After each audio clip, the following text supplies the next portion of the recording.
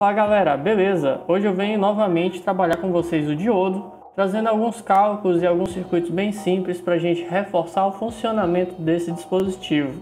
Trago aqui alguns exemplos onde a gente vai usar 3 modelos de condução que a gente viu na última aula, sendo eles o nosso modelo ideal, nosso modelo aproximado e o modelo exponencial. Então, começando aqui nesse nosso primeiro caso, nós temos aqui uma fonte de 5 volts, ligada no resistor de 5K e um diodo. Como essa nossa fonte aqui, ela possui uma tensão de 5 volts e vocês sabem que a queda de tensão no diodo é em torno de 0,7, então a gente vai utilizar um modelo de queda de tensão aproximada, pois a queda de tensão de 0,7 já tem uma grande influência aí sobre a nossa fonte de 5 volts. Então, vocês já veem que se eu tenho uma tensão mais positiva aqui em cima e mais negativa aqui embaixo, a gente vai ter uma tentativa de fluxo de corrente de cima para baixo. Vocês já sabem que o sentido da corrente está no mesmo sentido do meu diodo, então o meu diodo vai permitir a passagem de corrente. Então, se esse meu diodo está conduzindo, ele vai ter uma queda de tensão de 0,7 volts. Como o nosso interesse é encontrar a corrente que passa por esse nosso circuito, basta nós relembrarmos aí da lei de Ohm, onde a corrente no meu resistor é a queda de tensão nesse meu resistor dividido pela resistência. A queda de tensão nesse nosso resistor a gente já sabe que é 5, que é o que tem antes do meu resistor, menos 0,7, que é o que tem depois, dividido pela resistência, que é 5K. E se a gente fizer a continha aí, a gente vai obter aí 0,86 mA. Uma continha bem simples aí, a gente viu o nosso diodo funcionando no estado de condução, onde nós utilizamos o modelo de queda de tensão aproximada. No segundo caso, nós temos aqui a mesma fonte de tensão de 5 volts, aqui a gente tem a referência, então a gente vai ter uma corrente que vai tentar descer. Vocês podem ver que o sentido da corrente está no sentido contrário da seta do meu diodo, então essa corrente não vai passar. Logo, a corrente nesse circuito vai ser nula, zero. Nesse próximo caso, nós temos aqui 0 volts, aqui é a minha referência, e aqui embaixo nós temos menos 5 volts. Ora, se em cima a gente tem 0 e embaixo a gente tem menos 5, então a corrente vai querer descer. Se ela vai descer, o sentido da corrente está no mesmo sentido da seta do diodo, então vai passar corrente. Como a tensão que a gente está trabalhando é baixa, é 5 volts, então a queda de tensão no diodo já vai importar, portanto utilizaremos o modelo aproximado. Ora, se estamos trabalhando no modelo aproximado, então bem aqui a gente tem menos 5 volts, esse meu diodo aí ele tem uma queda de 0,7, então logicamente antes dele tem menos 4,3 volts. Como o nosso interesse é encontrar a corrente, basta nós fazermos o mesmo cálculo de queda de tensão sobre a minha resistência dividido pela própria resistência, e com isso a gente chegar no valor de 4,3 mA. No nosso próximo caso, nós temos aqui também a nossa referência, 0 volts, e do outro lado aqui a gente tem uma referência negativa de menos 200 volts. Vocês veem que a gente tem então 0 volts em cima, embaixo a gente tem menos 200, é uma tensão mais negativa, portanto a minha corrente vai querer descer. Ela está no mesmo sentido do meu diodo, então o meu diodo está conduzindo. Como a tensão de menos 200 volts é muito maior do que a queda de tensão aproximada do diodo, de 0,7, nesse caso nós podemos utilizar o modelo ideal. E a gente aproxima aqui o nosso diodo como um curto. Dessa forma, a queda de tensão sobre o meu resistor é basicamente os mesmos 200 volts. Se pegarmos isso e dividirmos pela resistência, nós vamos ter que a corrente que passa nesse circuito é 20 mA. Nesse nosso próximo caso, nós utilizaremos o modelo exponencial para a gente encontrar a corrente e a queda de tensão também no nosso diodo. Aqui eu já forneci para nós um par, de tensão e corrente desse nosso diodo, e a gente vai utilizar aquela nossa equaçãozinha aqui, onde a gente sabe que o 2,3 eta VT vai ter o valor aqui de 0,12 volts. Bem, a gente tem uma tensão maior aqui em cima, aqui embaixo tem uma tensão menor, consequentemente a corrente vai estar descendo, então o meu diodo está conduzindo. Se o meu diodo está conduzindo, gente, nós temos o desejo de utilizar o modelo exponencial para obter mais acurácia nesse diodo, então o que nós devemos é utilizar o método iterativo.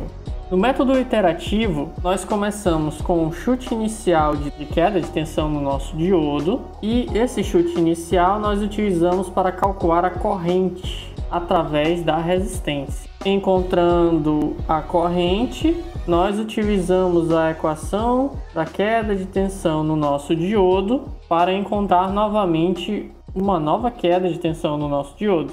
Em seguida, nós voltamos e calculamos a corrente no resistor e assim sucessivamente. Se nós fizermos isso sucessivamente, nós iremos parar em um determinado momento que nós atingirmos a quantidade de casas decimais que nós desejarmos ter de precisão. Então, meu chute inicial foi que a queda de tensão no nosso diodo era 0,7. Então a nossa corrente vai ser 3 menos 0,7 dividido por 100, que vai dar 23 mV. Mas com esses 23 mV, nós obtemos nova queda de tensão no nosso diodo, de 0,86. Então isso requer que nós calculemos novamente a corrente que passa pelo nosso resistor. Aplicando o 0,86 aqui, nós vamos ter que 3 menos 0,86 dividido por 100 vai dar 21,4 mA. Encontramos uma nova corrente, então o que nós devemos fazer é utilizar essa corrente na nossa equação do diodo.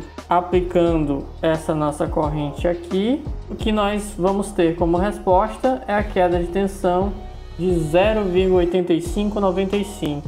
Bem, aí a gente já percebe que a queda de tensão estava em 0,86 e caiu para 0,8595, que já é um valor muito próximo de 0,86. Então, como eu só queria duas casas decimais, basicamente aqui, então não há necessidade de nós interagirmos mais nesse método. Nós podemos parar por aqui. E também não compensa tanto você ir atrás de mais casas de precisão, pois o nosso diodo real, ele trabalhará um pouco diferente, né? Então não compensa você ter esse gasto matemático para encontrar essa solução, sendo que na realidade ela vai divergir um pouco.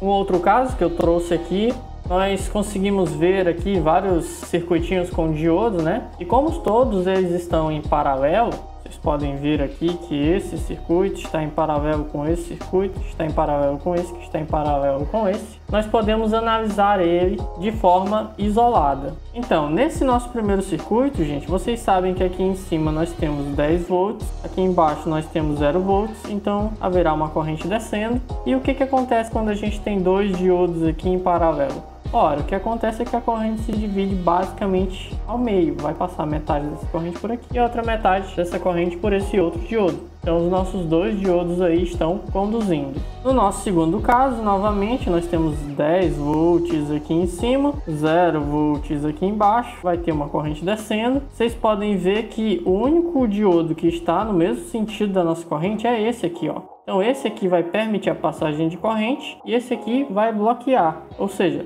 toda a corrente vai passar por esse nosso diodo da esquerda. Nesse terceiro caso aqui, nós continuamos tendo 10 volts aqui em cima, 0 volts aqui embaixo, então vai ter um fluxo de corrente aqui. Então esses dois diodos vão permitir a passagem de corrente. A única diferença seria que ao invés de nós termos apenas uma queda de tensão de um diodo de 0,7, nós teríamos duas quedas, no caso aí de 1,4, que é 2 vezes 0,7. No último caso, nós temos 10 volts aqui em cima, continuamos com 0 volts aqui embaixo, ao desejo da corrente de fluir de cima para baixo. Esse nosso primeiro diodo permite, só que o nosso segundo diodo aqui, ó, ele bloqueia a passagem de corrente. Logo, não vai passar corrente nenhuma por aqui, justamente porque esse nosso diodo de baixo está bloqueando a passagem de corrente. Neste nosso próximo caso, nós temos uma fonte de baixa corrente, né, improvisada com diodos. Vocês veem que aqui nós temos 10 volts aqui em cima e aqui embaixo nós temos 0 volts, então vai fluir uma corrente nesse sentido e os nossos diodos estarão conduzindo. Se eles estão conduzindo e nós utilizarmos o modelo de queda de tensão aproximada, cada um desses diodos vai ter uma queda de tensão de 0,7 volts. Se cada um deles tem uma queda de tensão de 0,7, os 5 juntos vão provocar uma queda de tensão de 3,5 volts. Com isso, nós temos que aqui na nossa saída nós teremos uma tensão de 3,5 volts. É importante lembrar que esse resistor aqui, ele termina limitando a quantidade de corrente que a gente consegue entregar na saída, hein? E vai lembrar também que esse rebaixamento de tensão aqui, né, de 10 para 3,5, ele vai gerar um alto desperdício de potência nesse resistor. Então, essa aqui não é a melhor forma de você fazer esse rebaixamento de tensão. Um outro caso que eu trouxe para discutir com vocês é esse aqui, onde nós temos aqui embaixo uma resistência, nós temos 3 fontes, uma de 10 volts, outra de 5 e outra de 3, e aqui a gente tem a nossa saída, e eu quero saber quanto que vale essa minha saída, qual que é a tensão que eu tenho aqui. Vamos ignorar a queda de tensão nos nossos diodos, e aí basicamente vocês podem ver, gente, que se aqui a gente tem 10 volts, considerando nosso diodo 1 curto, aqui a gente também vai ter 10 volts. Se nós tivermos 10 volts aqui, qualquer uma dessas outras fontes aqui, ó, ela polarizará o nosso diodo reversamente, afinal, a corrente vai querer sair daqui desses 10 e vir para o 5, ou vir para o 3, e o nosso diodo vai impedir essa corrente de passar. Então termina aqui, apenas o diodo que tiver a fonte de maior tensão é o que vai conduzir. Bem, gente, com isso a gente fica por aqui. Espero que vocês tenham compreendido mais aí um pouquinho sobre o funcionamento dos diodos e como a gente aplica aí os modelos matemáticos de quando o nosso diodo está diretamente polarizado. Por hoje é só, até a próxima.